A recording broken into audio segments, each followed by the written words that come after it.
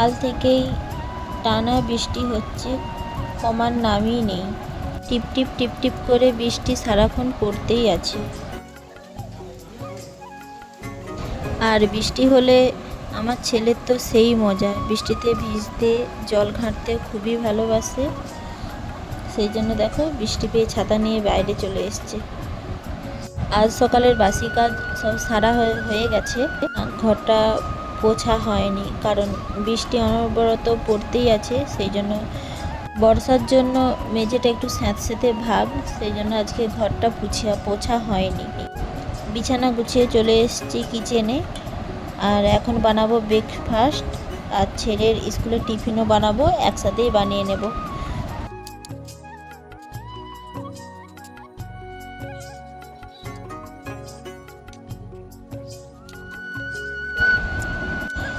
প্রথম যখন ছুরিতে সবজি কাটতাম খুবই অসুবিধা হতো, আলুর ছাল ছাড়াতে পারতাম না, তারপরে এরকম আলু কাটতেই তো পারতাম না, অনেক টাইম লেগে যেত। এখন অভ্যেস হয়ে গেছে ছুরিতে কেটে কেটে। বলে না মানুষ অভ্যাসের দাস, যেটাই অভ্যাস করবে সেটাই পরিণত হবে। দেখো সুন্দরভাবে ছুরি দিয়ে আলুগুলোকে কেটে নিয়েছি। আজ বানাবো চাউমিন, সেই জন্য আলু দিয়ে ডিম দিয়েই শুধু চাউমিনটা বানাবো। আর এই চাউমিনই ছেলেকে ব্রেকফাস্ট করে যাবে, আর টিফিনে এই চাউমিনই দিয়ে দেব। চাউমিনটা খেতে ছেলে খুব ভালোবাসে। এই দেখো আমার চাউমিন রেডি হয়ে গেছে।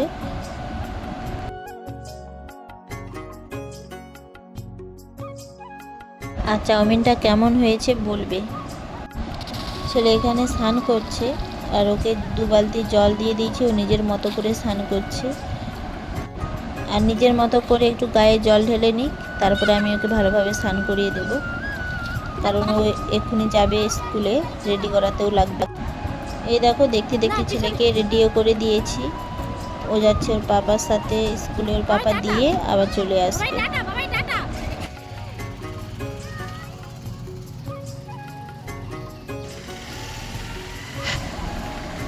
আর আমি এদিকে স্নান করে চলে এসেছি ফুল তুলতে, গাছে কটা ফুল আছে সেগুলোকেই তুলে নিচ্ছি, কারণ আজকে পুজো দিয়ে তারপরে রান্না বসাবো।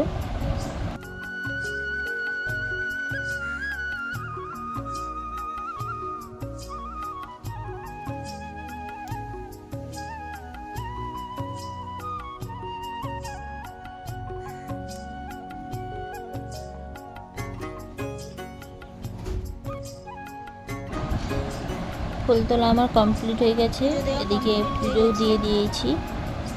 আর এখন আমার ছেলে নেই বলে ঘরের পরিবেশটা একদম শান্ত নিরিবিলি। একটু পরে যেহেতু আমার ছেলে চলে আসবে, তখন আবার শুরু হয়ে যাবে চেঁচামেচি। যাদের বাড়িতে বাচ্চা আছে তারা তো জানোই যে বাচ্চা থাকলে কতটা ঘর ভর্তি লাগে, আবার বাচ্চা যখন না 2 ঘন্টা থাকে তখন ঘরটা খালি হয়ে যায়। আর আনারসটা কেটে রেখে দিয়েছি নুন মাখিয়ে, ওটা ভাত খাওয়ার পরে খাওয়া হবে। ওরা যেহেতু চলে এসছে সেই জন্য ভাতও বেড়ে নিচ্ছি, খাওয়া দাওয়া করবো।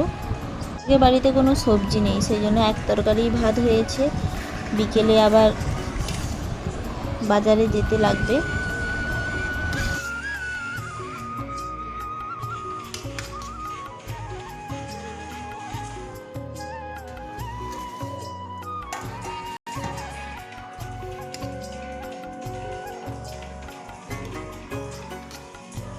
এখন প্রায় 3টের মতো বেজে গেছে, আমার ছেলের আস্তে আস্তে প্রায় 2:30টা বেজে যায়। আমাদের খাওয়া দাওয়া করতে করতে প্রায় 3:30টের মতো হয়ে যায়। সেই জন্য না দুপুরে সেরকম রেস্টও নেওয়া হয় না, ছেলেকে খাইয়ে ঘুম করাতে করাতে যতটুকু রেস্ট নেওয়া যায় সেইটুকুটাই।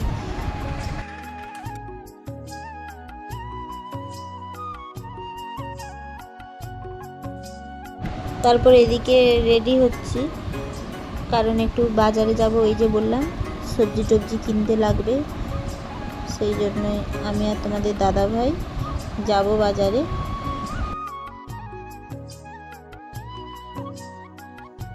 আবার বাজার থেকে এসে ছেলেকে আবার পড়তে বসাতে লাগবে, কারণ স্কুলের খাতা সারানো বাকি আছে।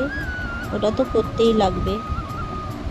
আর সব সময় তো বাড়ির ভেতরে থাকতে ভালোও লাগে না, যেহেতু একা থাকি বাড়িতে, তাই চেষ্টা করি সব সময় তোমাদের দাদাভাই যখনই বাজার যায় আমাকে নিয়ে যাওয়ার জন্য বলে, আর আমিও যেতে চাই। একটু বাড়ির বাইরে থেকে ঘোরাফেরা করে আসলে মনটাও ভালো হবে। চলে এসেছি বাজারে, ছেলে এখানে খাচ্ছে এগরোল।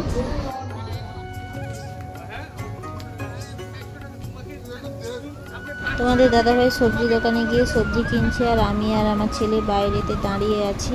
যেহেতু আমাদের কাছে ফ্রিজ নেই, সেহেতু একদিন ছাড়াই সবজি কিনতে লাগে। সবজি কেনার পর চলে এসছে ভুসিমাল দোকানে তেল নেওয়ার জন্য।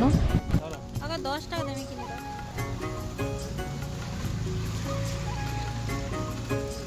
তুমি রান্না করবা, আসো ওই যে টেবিলের উপরে।